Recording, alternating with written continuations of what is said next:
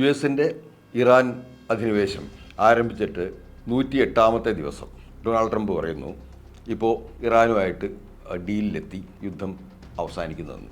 എന്തൊക്കെയാണ് ഈ യുദ്ധം തുടങ്ങിയതെന്തിനാണ്, യുദ്ധം അവസാനിക്കുന്നതെന്തിനാണെന്ന് നമുക്കൊന്ന് നോക്കാം. യുദ്ധം തുടങ്ങുന്നതിന് മുമ്പ് ഹോർമൂസിലോ ഇറാനിലോ പ്രത്യേകിച്ച് പ്രശ്നമൊന്നും ഉണ്ടായിരുന്നില്ല. ഒരു ദിവസം രാവിലെ ഇറാൻ്റെ അണുവായുശേഷി ഇല്ലാതാക്കുമെന്നും അവിടെ 10 ദിവസത്തിനകത്ത് തന്നെ പുതിയ ഭരണകൂടത്തെ കൊണ്ടുവരുമെന്നും പറഞ്ഞുകൊണ്ടാണ് ഡൊണാൾഡ് ട്രംപ് നെതന്യാഹുവിൻ്റെ ഉപദേശപ്രകാരം യുദ്ധം ആരംഭിച്ചത്. ഇപ്പോൾ 108 ദിവസം കഴിഞ്ഞു. ഇപ്പോൾ യുദ്ധം അവസാനിച്ചിരിക്കുന്നു. അവസാനിച്ചതിൻ്റെ കണ്ടീഷൻസും പറയുന്നുണ്ട്. അവസാനിച്ചതിൻ്റെ കണ്ടീഷൻസ് എന്താണെന്ന് വെച്ചാൽ ഹോർമ്യൂസ് കടലിലേക്കുള്ള ഏത് കപ്പലുകൾക്കും സഞ്ചരിക്കാം, അതിന് യാതൊരു നിയന്ത്രണവും ഉണ്ടാവില്ല. അപ്പോൾ നമ്മൾ നോക്കുമ്പോൾ ഈ 108 ദിവസം മുമ്പുണ്ടായിരുന്ന സ്ഥിതി എന്താണ്? 108 ദിവസം മുമ്പും ഹോർമ്യൂസിലൂടെ എല്ലാ കപ്പലുകൾക്കും സഞ്ചരിക്കാമായിരുന്നു. ഹോർമ്യൂസിലെ കപ്പൽ ഗതാഗതത്തിന് നിയന്ത്രണം ഏർപ്പെടുത്തിയ ആരാണ്? ഇറാനല്ല, അത് യുണൈറ്റഡ് സ്റ്റേറ്റ്സാണ്. ഇതിലൂടെ ഇനി ഇറാനുമായിട്ട് ബന്ധപ്പെട്ടുള്ള ഒരു കപ്പലും പോകാൻ പറ്റില്ല എന്ന് പറയും. ഇപ്പോൾ 108 ദിവസത്തിന് ശേഷം വീണ്ടും ട്രംപ് പറയുന്നു ഇനി ഈ ഹോർമ്യൂസിലൂടെ ഒരു കപ്പലിനും പോകുന്നതിന് ഒരു നിയന്ത്രണവും ഇല്ല. അപ്പോൾ ഈ നിയന്ത്രണങ്ങൾ ഉണ്ടാക്കി വെച്ചതാരാണ്? യുണൈറ്റഡ് സ്റ്റേറ്റ്സ് ആണ്. ആ നിയന്ത്രണങ്ങൾ ഇപ്പോൾ ഇല്ല എന്ന് പറയുന്നത് യുണൈറ്റഡ് സ്റ്റേറ്റ്സ് തന്നെ. അപ്പോൾ ഇതാണ് അതിൻ്റെ അകത്തൊരു പ്രധാന കണ്ടീഷൻ. അപ്പോൾ 108 ദിവസം വെറുതെ യുദ്ധം ചെയ്ത് അനേകം ബില്യൺ ഡോളറുകൾ, ലക്ഷക്കണക്കിന് ബില്യൺ ഡോളറുകളുടെ നാശനഷ്ടം അമേരിക്കയിലും ഉണ്ടായി.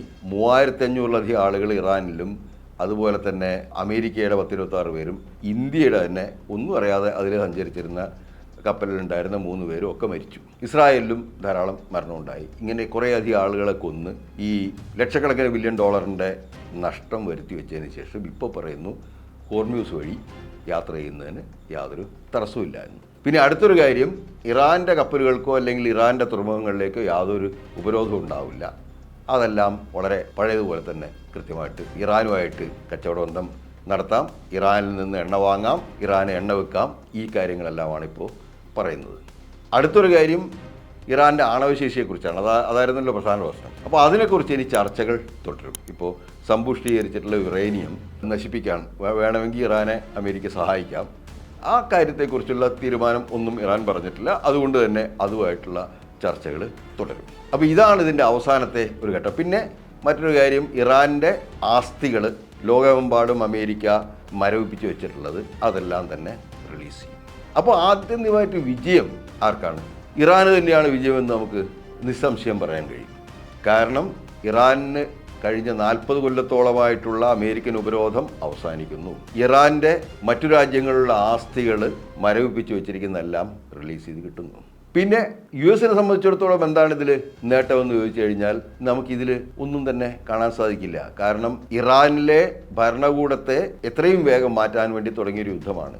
ഇറാനിൽ ഭരണകൂടം മാറിയില്ല എന്ന് മാത്രമല്ല, ഇറാനിലെ കൺസർവേറ്റീവായിട്ടുള്ള ഭരണകൂടത്തിന് കൂടുതൽ ശക്തി ഈ യുദ്ധം പകർന്നു നൽകുകയും ചെയ്തു.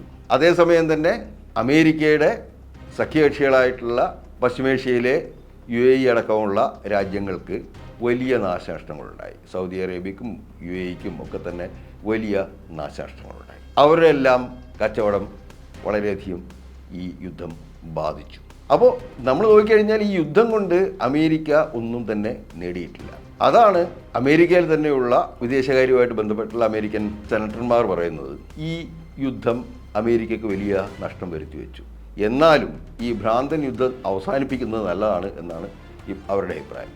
ഈ യുദ്ധവുമായിട്ട് ബന്ധപ്പെട്ട് വരുമ്പോൾ ഈ കഴിഞ്ഞ 108 ദിവസം ലോകത്ത് വരുത്തിവെച്ച വലിയ നഷ്ടങ്ങൾക്ക് ട്രംപും നെതന്യാഹുമാണ് ഏക ഉത്തരവാദികൾ.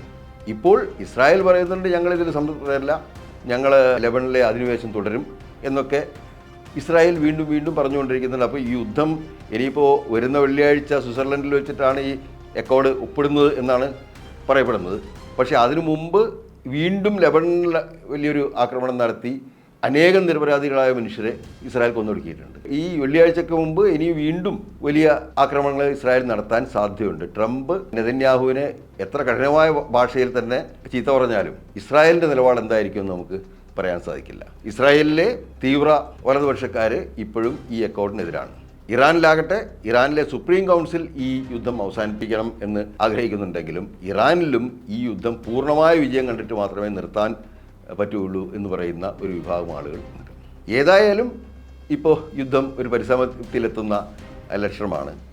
ഇത് അങ്ങനെ തന്നെ തുടരട്ടെ.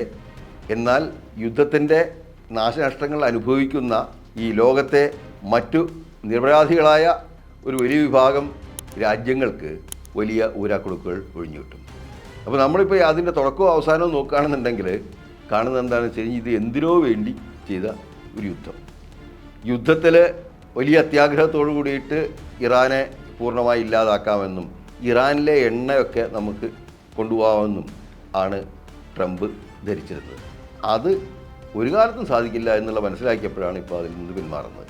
അതേസമയം തന്നെ ഇത് നെതന്യാഹുവിൻ്റെ ജൂത സാമ്രാജ്യത്തിന് ഏൽക്കുന്ന ഏറ്റവും വലിയ അടിയാണ്. ഇസ്രായേലിൻ്റെ അതിർത്തികൾ ലെബനനിലേക്കും ഗാസയിലേക്കും ഒക്കെ വ്യാപിപ്പിച്ചിട്ട് അവിടെയുള്ള മനുഷ്യരെ മുഴുവൻ കൊന്നൊടുക്കിയിട്ട് ഇസ്രായേലിൻ്റെ സാമ്രാജ്യം വികസിപ്പിക്കാമെന്നുള്ള മോഹത്തിനും അതുപോലെ ഇസ്രായേൽ പശ്ചിമേഷ്യയിലെ ഏറ്റവും വലിയ ശക്തിയായി മാറാമെന്നുള്ള ഒരു അത്യാഗ്രഹത്തിനുമാണ് ഇപ്പോൾ പൂർണ്ണമായിട്ടും ഒരു വിരാമം വന്നിരിക്കുന്നത്.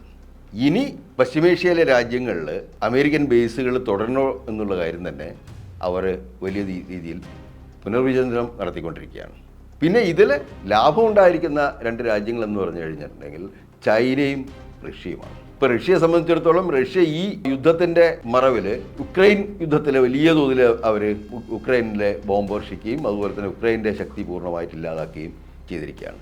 ചൈന ആകട്ടെ ഹോങ്കോങ്ങിന് മുകളിലുള്ള അവരുടെ ഒരു അധികാരം സ്ഥാപിക്കാനുള്ള ശ്രമങ്ങൾ ഇനി തുടരുകയും ചെയ്യും. ഇതിൽ ലാഭമുണ്ടായിരിക്കുന്നതും ശക്തി വർദ്ധിപ്പിച്ചിരിക്കുന്നതും റഷ്യയും അതുപോലെ ചൈനയുമാണ്.